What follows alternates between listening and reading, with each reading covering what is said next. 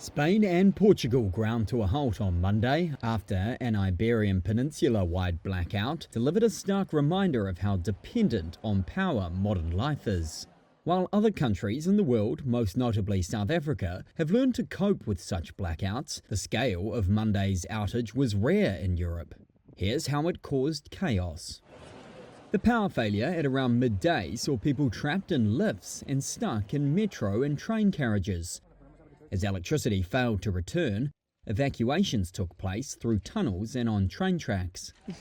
Puerto Rican Ana Cordero was stranded on a train to Madrid for 3 hours with no information. After, I would say, an hour, the battery died down of the train, and then that's it. The bathrooms weren't working, so it's so stupid because everything was electronic, even to wash your hands. You couldn't, you had to press a button for it and it wasn't working.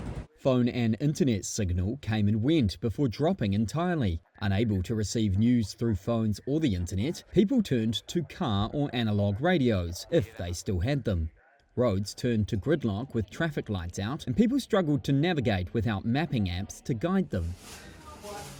With cash machines and electronic payment systems down, many large supermarkets and stores closed. Stores quickly ran out of basic provisions, with others facing losses from products unable to be refrigerated.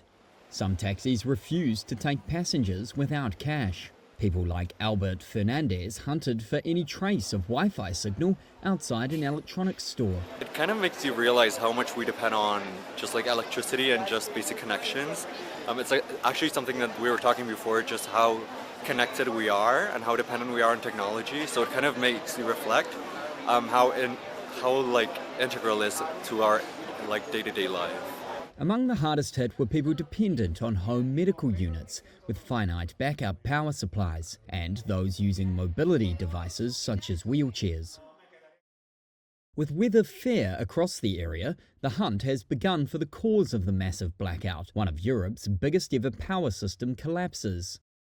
Spanish grid operator Red Eléctrica ruled out a cyber attack, but Spain's High Court said it would open an investigation. The operator, in a statement on Monday night, pointed to a strong oscillation in the power flow, which triggered a very significant loss of generation. Analysts said the frequency of the grid dropped, triggering automatic emergency protocols. Data also shows solar generation, which accounted for the majority of Spain's electricity at the time, plunged by more than 50%. One industry source said there was not enough firm power like gas, nuclear, and hydro storage to handle the sudden fall. Another source with direct knowledge of the sector said the Spanish grid was running with little energy stored to act as a buffer to compensate for sudden changes in demand or supply.